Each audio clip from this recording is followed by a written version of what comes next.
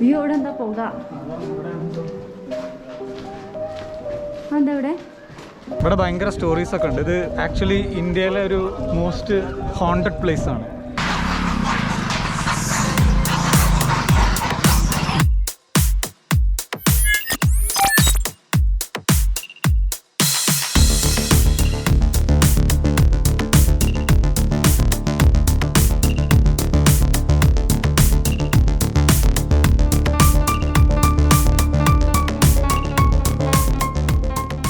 നമ്മളിപ്പോൾ എത്തിയിട്ടുള്ളത് നമ്മളുടെ ബംഗർ ഫോർട്ട് അല്ലേ, അവിടെയാണ് എത്തിയിട്ടുള്ളത്.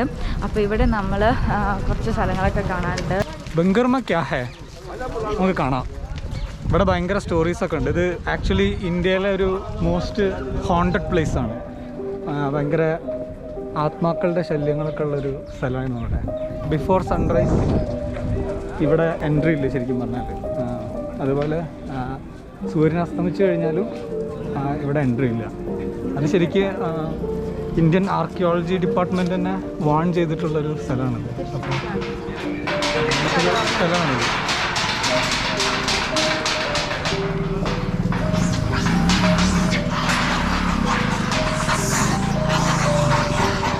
ഇത് ഇവിടുത്തൊരു മങ്കി ടെമ്പിളാണ്.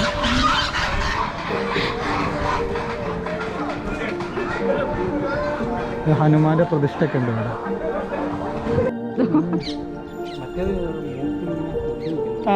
ഇങ്ങനെ നിൽക്കും. സ്പേസ് ഉണ്ടാവും. നമ്മൾ ബംഗർ ഫോർട്ടിൻ്റെ ഉള്ളിലേക്ക് ഇങ്ങനെ നടന്നുകൊണ്ടിരിക്കുകയാണ്. ഇതൊക്കെ അതിൻ്റെ കുറേ റൂയിൻസാണ്. ഇതൊക്കെ പണ്ടത്തെ ബാസാറുകളായിരിക്കും. വിട്ട് നമുക്ക് ബംഗർ ഫോർട്ട് കാണാൻ പറ്റും അവിടെ. അവിടുത്തെ സ്റ്റോറി എന്താണെന്ന് വെച്ചിട്ടുണ്ടെങ്കിൽ ഇത് മധോർ സിംഗിന് വേണ്ടിയിട്ടായിരുന്നു ശരിക്കും ഈ ഫോർട്ട് പുള്ളിയുടെ അച്ഛനിത് ഉണ്ടാക്കിയത്. അക്ബറിൻ്റെ ഒക്കെ ഒരു അണ്ടറിൽ വർക്ക് ചെയ്തൊരു ദിവാനായിരുന്നു. അപ്പോൾ ബേസിക്കലി ഇവിടെ 2 സ്റ്റോറീസാണ് ഉള്ളത്. ഒന്നെന്ന് പറഞ്ഞാൽ ഈ ഫോർട്ടിൻ്റെ അടുത്തൊരു താന്ത്രികമായിട്ടുള്ളൊരു യോഗി ഉണ്ടായിരുന്നു. അപ്പോൾ ആ യോഗിയുടെ അടുത്തായിരുന്നു ഈ ഫോർട്ട് ഇവർ ഉണ്ടാക്കിയത്. ഈ ഫോർട്ട് ബിൽഡ് ചെയ്യുന്ന സമയത്ത് തന്നെ മധോർ സിംഗിൻ്റെ അച്ഛനായിരുന്നു ഉണ്ടാക്കിയത്. അപ്പോൾ പുള്ളീൻ്റെ അടുത്ത് ഇങ്ങനെ പറഞ്ഞിട്ടുണ്ടായിരുന്നു, ഫോട്ടോക്കെ ഉണ്ടാക്കിക്കോ, പക്ഷേ പുള്ളി യോഗയും എല്ലാം പ്രാക്ടീസ് ചെയ്യുന്ന സ്ഥലത്തേക്ക് അതിൻ്റെ ഈ ഫോർട്ടിൻ്റെ നിഴൽ വീഴരുതെന്ന് പറയും. പുള്ളി ഓക്കെ എല്ലാം പറഞ്ഞ് ഫോട്ടോ ഉണ്ടാക്കും. പക്ഷെ കുറേ കഴിയുമ്പോൾ പുള്ളി ഇത് ഇങ്ങനെ എക്സ്റ്റെൻഡ് ചെയ്ത് ഫോട്ടോ അങ്ങ് ഭയങ്കര വലുതായിപ്പോയി. അങ്ങനെ ലാസ്റ്റ് ഈ ഫോർട്ടിൻ്റെ നിഴൽ ഈ യോഗിയുടെ വീടിൻ്റെ മുകളിലേക്ക് പതിച്ചു. അങ്ങനെ പുള്ളി ഈ നാടിന് ഈ രാജാവിനെയൊക്കെ ശപിക്കുക ചെയ്തത്. അതിന് ശേഷമാണ് ഈ നാട് ആകെ നശിച്ചു പോയതെന്നാണ് ഒരു കഥ. പിന്നുള്ളൊരു സ്റ്റോറി എന്ന് പറഞ്ഞാൽ അത് പിന്നെ പറയാം. അപ്പോൾ നമ്മൾ നേരത്തെ പറഞ്ഞ യോഗിയുടെ ടെമ്പിളാണ് ആ മുകളിലിരിക്കുന്നത്. ബാലക്നാഥ് എന്നായിരുന്നു ആ യോഗിയുടെ പേര്. ആ മുകളിൽ കാണുന്നുണ്ടെന്നറിയില്ല, ആ ടോപ്പിലിരിക്കുന്ന ഒരു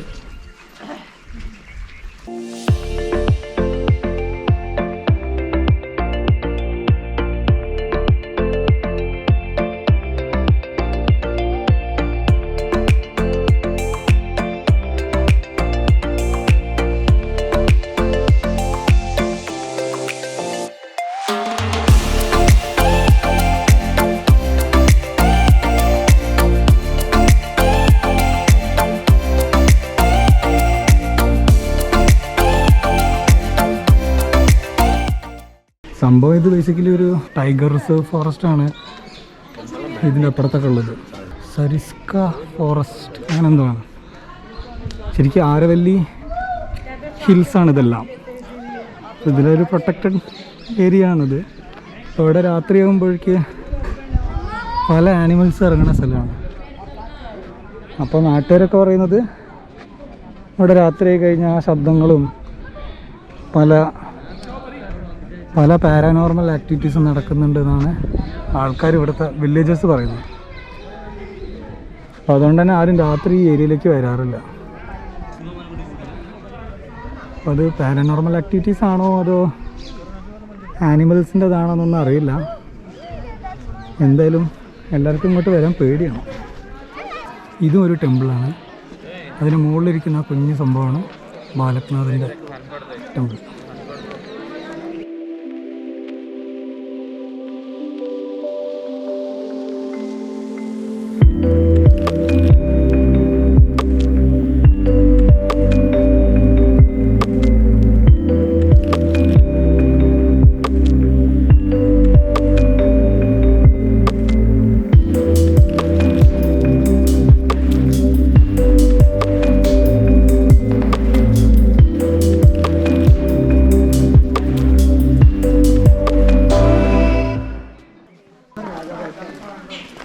ഇവിടുത്തെ നമുക്ക് രണ്ടാമത്തെ കഥ പറഞ്ഞാൽ, രണ്ടാമത്തെ കഥ എന്ന് പറഞ്ഞാൽ പണ്ട് ഇവിടെ ഒരു പ്രിൻസസ് ഉണ്ടായിരുന്നു, ഒരു രാജകുമാരി. പേര് രത്നാവതി.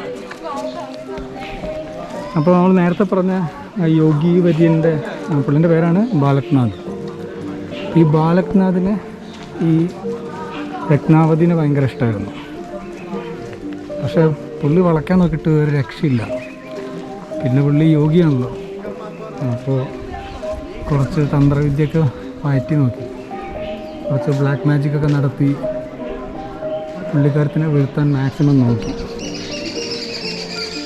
അങ്ങനെ ഇരിക്കുമ്പോഴാണ് രത്നാവതിയും ഇവരെല്ലാവരും കൂടെ ഇവിടെ ഈ ബാസാറിലേക്ക് വന്നപ്പോൾ പുള്ളിക്കാരൻ എന്തോ ഒരു ഈ ബ്ലാക്ക് മാജിക് ചെയ്ത എന്തോ ഒരു ലിക്വിഡ് ഈ രാജകുമാരിക്ക് കൊടുക്കും. പുള്ളിക്കാരത്തിക്ക് അപ്പം തന്നെ മനസ്സിലാവും. പുള്ളിക്കാരത്തി നൈസായിട്ട് ഈ സാധനം എടുത്തിട്ട് ഈ കാണുന്ന മലയിലേക്ക് ഇറങ്ങുന്നതാണ് കഥ. അപ്പോൾ ഈ മലയിൽ കിടക്കുന്ന കല്ലും ഇതെല്ലാം കൂടെ ഇടിഞ്ഞ് വീണ് ഈ ബാലക്നാഥിൻ്റെ മുകളിലൂടെ വീണിട്ട് പുള്ളി മരിക്കുകയാണ് ചെയ്തത്.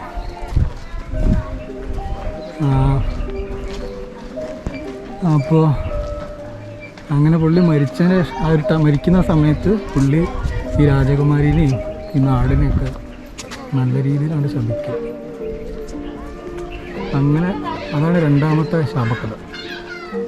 ആ ശാപം കൊണ്ട് ഈ നാട് മുടിഞ്ഞു പോയെന്നാണ് കഥ. ഇതാണ് രണ്ടാമത്തെ കഥ. ഈ രണ്ട് കഥയിലും കോമൺ ആയിട്ടുള്ളത് ഈ ശാപത്തിന് ശേഷം ഈ നാട്ടിൽ റൂഫൊന്നും നിലനിൽക്കില്ല എന്നാണ്. അതായത് എന്ത് വീട് കെട്ടിയാലും പിറ്റേന്നാകുമ്പോഴേക്ക് റൂഫ് അടിച്ചു പോയിട്ടുണ്ടാവും.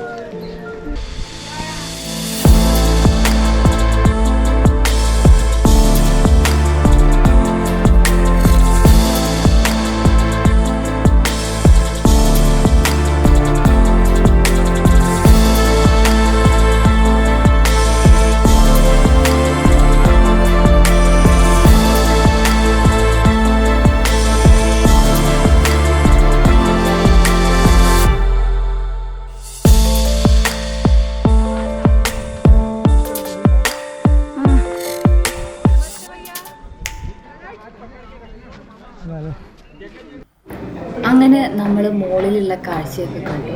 ഇനി നമ്മൾ താഴേക്ക് ഇറങ്ങുകയാണ്. ഇവിടെ ഒരു വാതിലൊക്കെ കാണുന്നുണ്ട്. എന്താണാവോ? അയ്യോ, ഇവിടെ എന്താ പോക? എന്താ ഇവിടെ?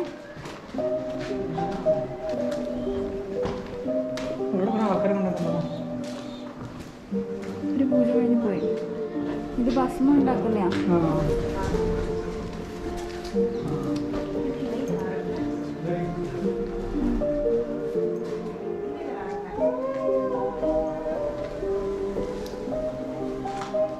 ഇവിടെ എന്തൊക്കെയോ ആരാധനയൊക്കെ നടക്കുന്ന ഒരു സ്ഥലമാണെന്ന് തോന്നുന്നു. ഇതുകൊണ്ടല്ലേ സിഗരറ്റൊക്കെയാണ് ഓഫറിംഗ് ആയിട്ട് കൊടുക്കുന്നത്. അലുമിനിയം ഫോയിൽ പൊട്ടിച്ചു. ഇതാണ് മെയിൻ പ്രതിഷ്ഠയുള്ള സ്ഥലം തോന്നുന്നു. ആകെ മൊത്തൊരു ഡാർക്ക് ഫീലിംഗ് ആണ്. അങ്ങനെ നമ്മൾ അവിടുന്ന് മെല്ലെ ഇറങ്ങി. അത് ഒരു തുരങ്കം കണ്ടപ്പോൾ അതിലൂടെ അങ്ങനെ ഇറങ്ങി. താഴത്തേക്കുള്ള വഴിയായിരിക്കും.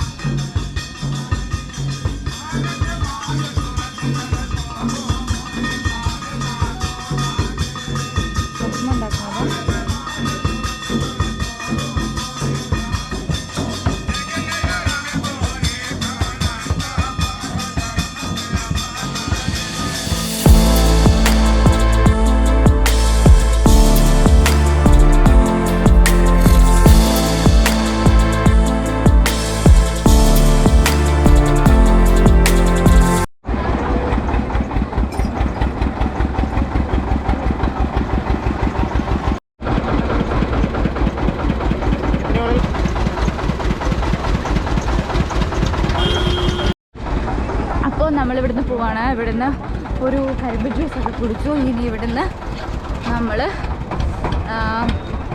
മസാല ചൗക്കിലേക്കാണ് പോകുന്നത്. അപ്പോൾ മസാല ചൗക്കിൽ ചെന്നിട്ട് അവിടുന്ന് കുറേ സാധനങ്ങൾ കഴിക്കാനൊക്കെ ഉണ്ട്. അപ്പോൾ അവിടുന്ന് കാണാം.